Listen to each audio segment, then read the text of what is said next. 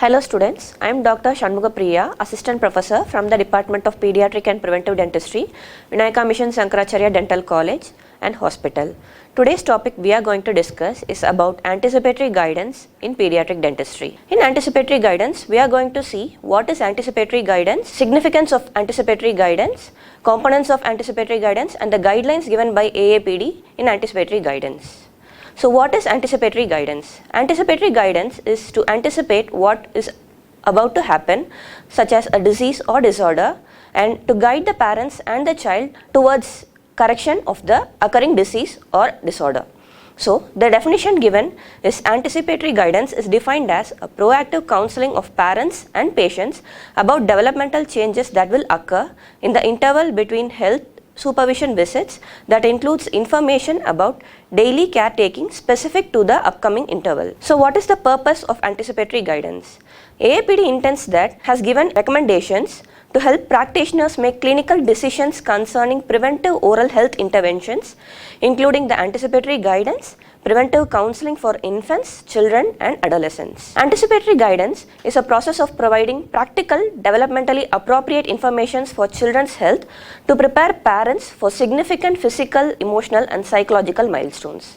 It provides a framework for prevention that goes beyond caries to address all aspects of children's oral health. It forces interaction by requiring the clinician to seek information about the child's development from the parent and by directing the clinician to develop individualized treatment plans. Individual discussions and counselings include oral hygiene maintenance, its importance, dietary habits, development of oral tissues, fluoride needs, non-nutritive habits, use of antimicrobials and medications on oral health, speech and language development, injury prevention, tobacco use, substance use and intraoral and perioral piercing. So what are the components of anticipatory guidance? First one is caries risk assessment. So what is the importance of caries risk assessment? Caries risk assessment is the key element and its goal is to stop the disease by identifying and minimizing the causative factors and promoting the protective factors. Caries risk assessment is important because early childhood caries is the most commonly occurring disease in children. What are the factors that contribute to ECC, that is early childhood caries? Contribution of dietary factors to dental caries and disparities in caries. Increased risk of caries is associated with frequent and total intake of simple sugars. The increased frequency of intake of simple sugars, refined sugars, increases the risk of caries in children. Malnutrition in children increases the risk of caries in children. Inappropriate feeding practices such as prolonged bottle feeding with added sugars containing juices or milk, nocturnal feeding increase the risk of caries in children. Next is prenatal counseling.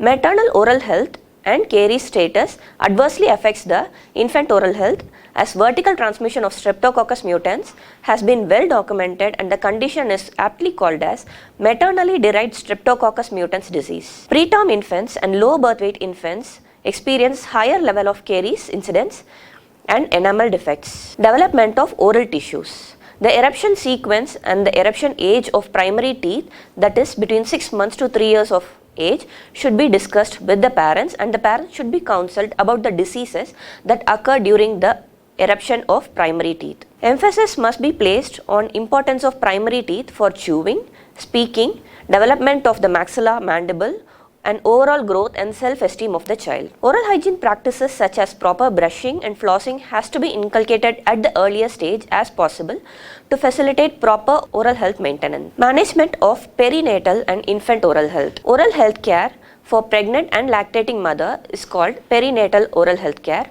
and the oral health care for newborns is called infant oral health. Diet counseling, comprehensive oral examination, dental prophylaxis, proper oral hygiene using a fluoridated toothpaste, chewing sugar-free gums and eating small amounts of nutritious food during pregnancy and lactation throughout the day helps the mother minimize their caries risk. Continued breastfeeding along with complementary foods for a period of 1 year of age or longer, the transfer of drugs and therapeutics through breast milk to the infant should be considered and discussed with the parents, especially in children younger than 6 months of age. Oral health care for infants.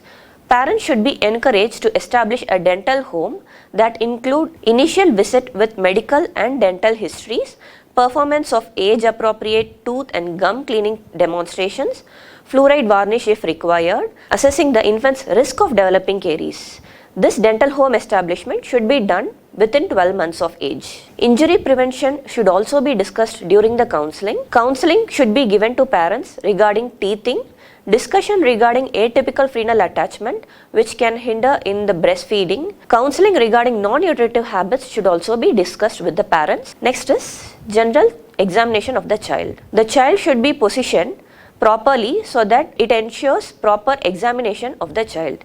Knee-to-knee positioning is the proper recommended position for the child. The image given here is the child is placed between the parent and the dentist knee. It provides proper support for the child.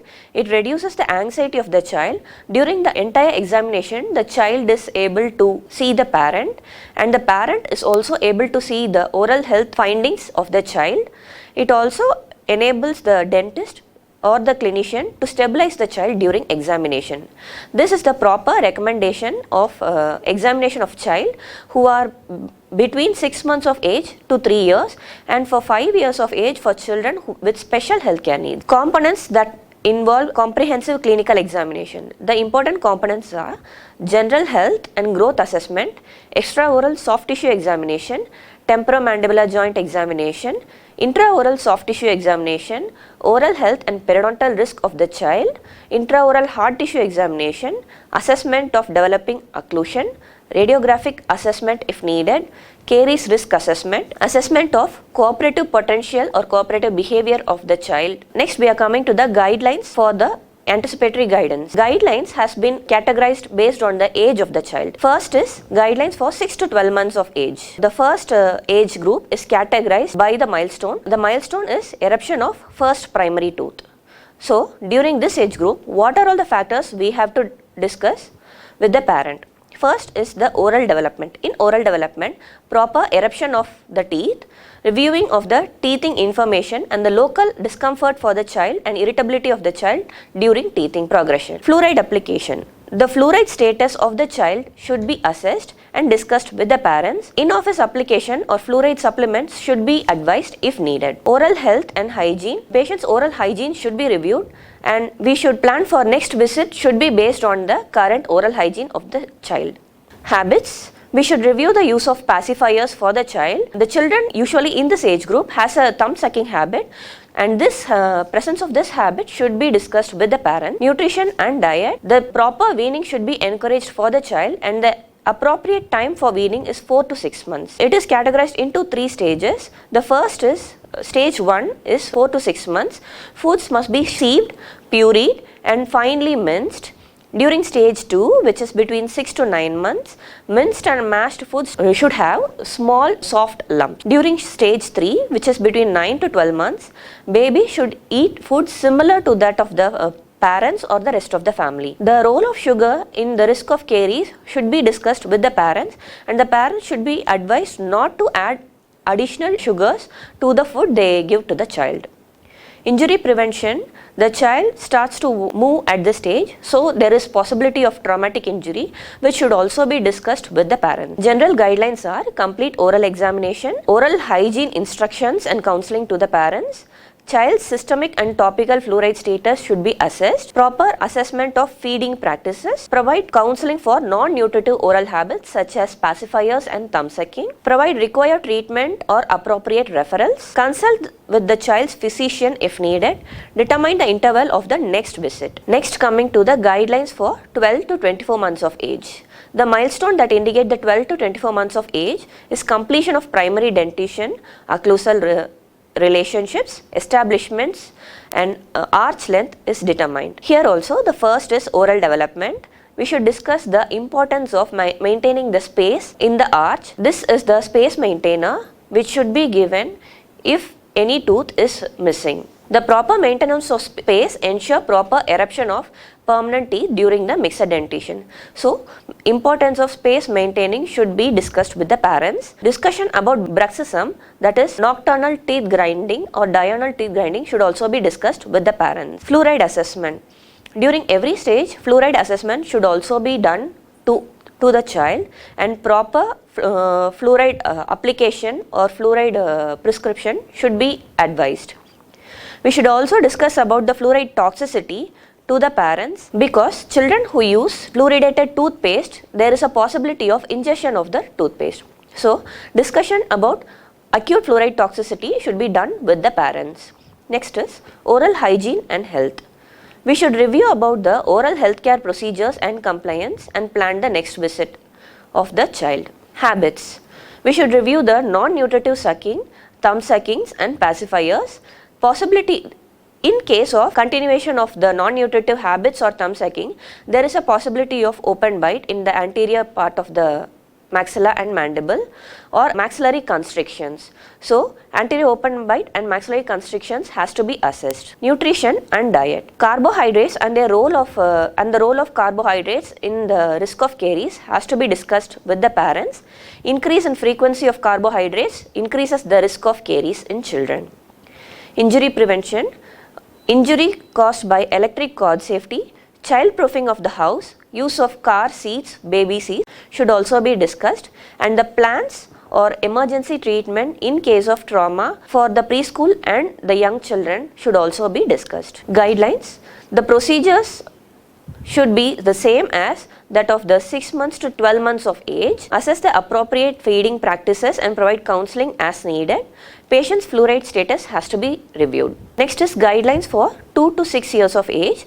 The milestone for this age group is loss of first primary tooth, eruption of first permanent molar or incisor. Oral development. We should review the eruption patterns of the primary permanent teeth. Review should be done for healthy periodontal status and oral hygiene. Patient's fluoride status should also be reviewed, and fluoride supplements should be prescribed if needed. Fluoride toothpaste not more than a pea size should be indicated. Child should brush under the supervision of parents to ensure proper expectoration and proper maintenance of oral hygiene. Oral hygiene and health. Review oral home care procedures. Oral home care procedures such as supervision of parents during brushing. Discuss about the importance of dental sealants and dental radiographs according to the patient's need. Habits.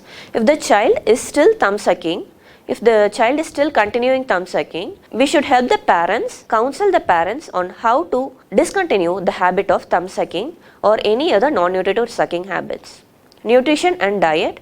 Review should be done about the diet outside of the home and the cariogenic potential of the food and the refined foods that we give children nowadays.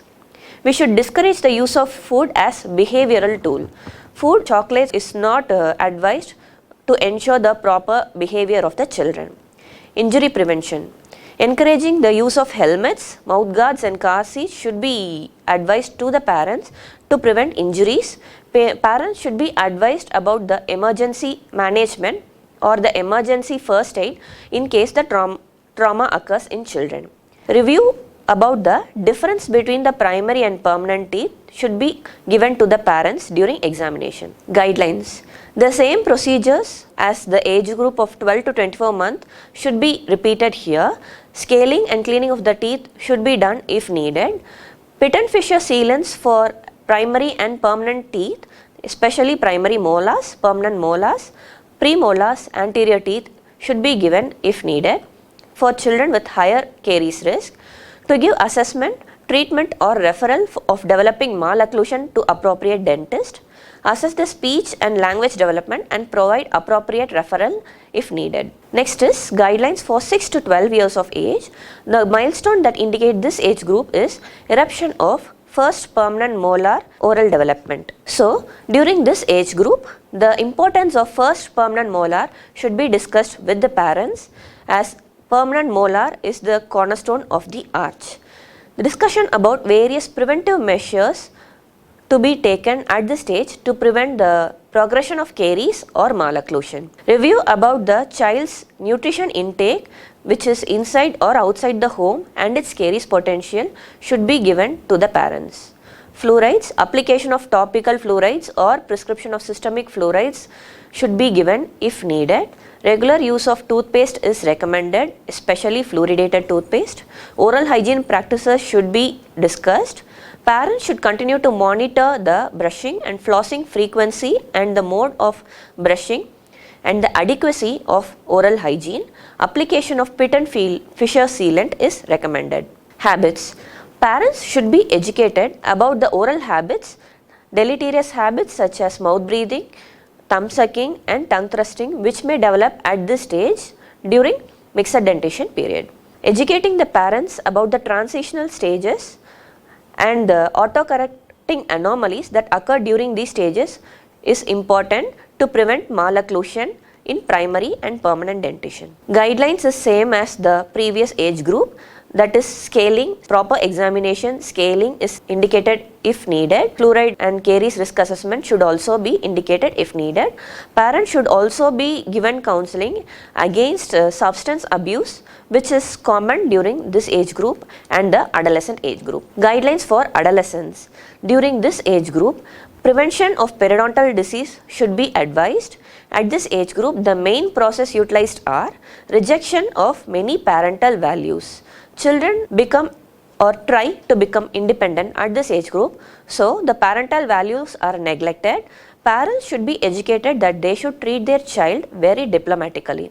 They should not scold the child, instead they should approach the child in a friendly manner. Parents are the immediate support for the children, so they should provide adequate emotional support to the children. Fluorides. Systemic fluorides are not fluorides. Systemic fluorides are no longer benefited after the last permanent tooth erupt at the age of 13. Systemic fluorides can be advised if there are functional third molars. Orthodontics.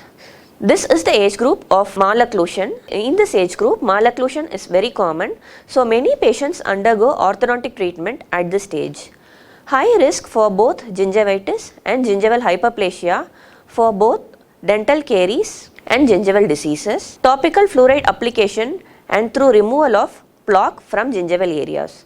Orthodontic treatment may cause gingival hyperplasia or gingivitis, so proper oral hygiene has to be practiced if a patient is undergoing orthodontic treatment. Smokeless tobacco. Peer pressure and advertising exert pressure on adolescent to establish a habit that may result in addiction.